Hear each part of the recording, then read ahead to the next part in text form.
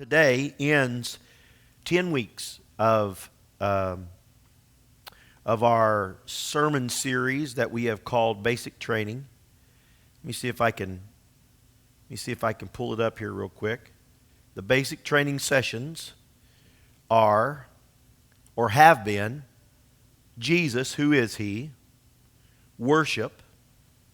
On Father's Day, we took a break and we had some other people talked, and boy, they did good. And then we spoke on the Word of God. Brother Randy spoke on forgiveness. Michelle spoke on peace. Then we talked about the power of your testimony. We talked about your identity in Christ, who you are in Christ. The last session we spoke, or 2 sessions ago, we spoke on sharing the gospel. And last week, the message was on prayer. And so today, we are concluding this 10-week session with kingdom unity. And I pray that it's been a blessing to you. I'll just share this with you real quickly. I'm not sharing this because I need validation. I just want you to be aware of how this all happened.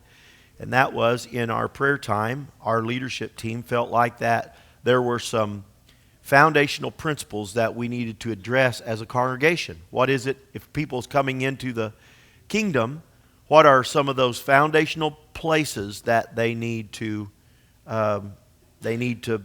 be instructed, they need to be taught?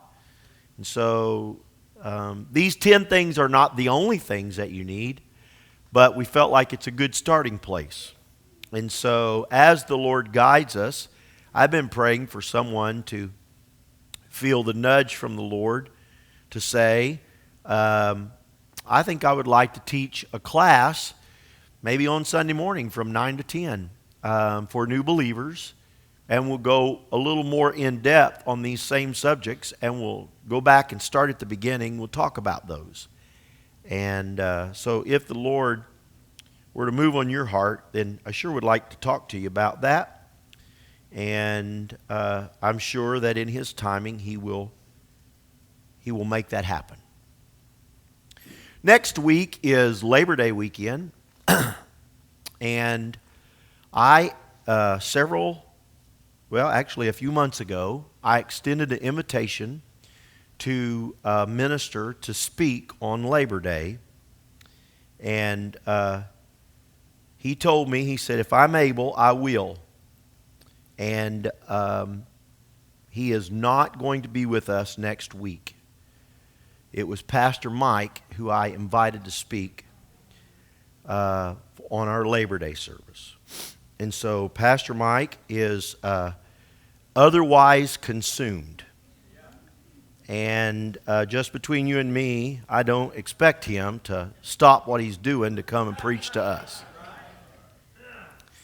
But in some of our adjusting of his personal effects and things at the house, different things like that, Michelle discovered the last two sermons that Pastor Mike wrote. They were dated, and they were the last 2 sermons that Pastor Mike wrote. I don't know if that's what he was planning on speaking to us about, but Michelle said to me this week, I would like to speak next week, and I would like to bring those 2 sermons that my dad wrote. So,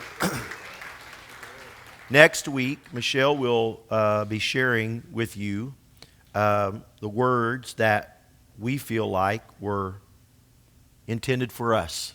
Amen? And then, following that, I apologize for the announcements, but it's important. Then, the week following Labor Day, we're going to have something that is... we've never really done anything like this before. There's a real consciousness in my mind right now, in my personal life. There's a real consciousness to be healthy. And because if I want to do the work of the kingdom, I have to have a strong, healthy body. And that's the same for you. And so... So part of that is spiritual, but also part of that is how I take care of myself. And so this week I had an opportunity to spend some time with Scotty Owens. Scotty and I work together. You know when we read in the morning and it says jobs and better jobs, raises and bonuses? I got a new job and I got a raise. And so I'm thankful. I'm not too spiritual to enjoy the money. I'll just tell you. But one of the benefits that I got was that periodically I've had the opportunity to go out on the road with Scotty. And when we're driving on the road in that truck, we have a captive audience. Either he has to listen to me talk, or I have to listen to him talk. Or I guess I could jump out. I could jump out at 70 miles an hour, but I'm not looking to do that. But anyway, I spent some time this week with Scotty, and he asked me. Because it was lunchtime and I was eating an apple, and he asked me, "Do you eat like this all the time?" And I said, "Well, I like to eat like this. I don't know if I eat like this all the time." But the Holy Spirit has been challenging me about proactively focusing on my health and my strengthening my physical body. And so I have invited Dr. Stephen Douglas to be with us in 2 weeks. So 2 weeks from today, Dr. Stephen Douglas will be with us. And he's going to talk to us about biblical health, what the Bible talks about in health. If you know Dr. Douglas, probably most of you do, but if you don't know Dr. Douglas, he is the family doctor here, one of the family doctors here in East Prairie. He happens to be my general practitioner, and he is also a powerful man of God. He's a missions doctor. He goes into the mission field. In fact, he just came back a few days ago from a trip into the Central Americas, and he may share some of that with us. But he's coming to talk to us about biblical health. And so that's going to be a great time. Now, I don't know for sure. I probably shouldn't say he won't do a certain thing because I don't know. I don't know what's going to happen. I'm not expecting him to give tongues and interpretation because he has a little bit of a different presentation form than what maybe I have. But I will tell you this. If you will come with your ears open, you are going to receive a specific word for us from the Lord, from Dr. Douglas. And then following that, we are going to be on our way to the end of the year. And we're going to be looking toward the end of the year. And there will be some weekends scattered throughout, probably like the last weekend of the month, of each month, September, October, November, probably those last weekends, if schedule allows, that you will hear from Brother Randy. The first weekend of October, we will have our homecoming, and we'll be blessed in our homecoming by Pastor Henson from Marion, Indiana. But other than the special events or the dates that I have asked Randy to speak, I feel challenged by the Holy Spirit that you're supposed to hear me for a little while. And so I have several things that are burning on the inside of me. And so once we get into the month of September, I am going to be doing the majority of the preaching here toward the end of the year.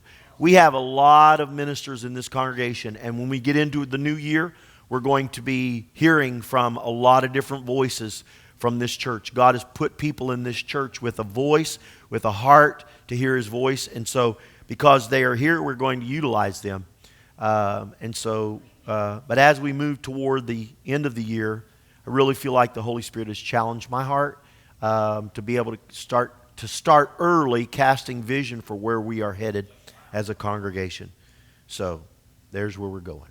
Today I'm speaking to you on session number 10 of basic training. I will read to you this morning from the book of St. John, chapter 17, and I'll begin reading in verse number 20. John chapter 17, verse 20. I am not asking on behalf of these alone, but also for those who believe in me through their words, that they may all be one, just as you, Father, are in me, and I in you, that they also may be in us, so that the world may believe that you sent me. The glory which you have given me, I also have given to them, so that they may be one, just as we are one. I in them, and you in me, that they may be perfected in unity, so that the world may know that you sent me, and you have loved them just as you love me. Lord, thank you for your word. Help me to do a good job and do it real quick. In Jesus' name, amen. You may be seated. If you notice, this is the Lord's Prayer. In fact, on your notes that you received today, the point one is this is the Lord's Prayer. A lot of times we think of the Lord's Prayer as, Our Father who art in heaven, hallowed be thy name, thy kingdom come, thy will. That's what we call it. It's actually a model prayer. But if you want to know what the Lord prayed, he prayed in John 17. And I've just taken a section of this. The entire passage of John 17 tells us that Jesus spoke these things, raising his eyes to heaven. And then the 17th chapter is the prayer of our Lord.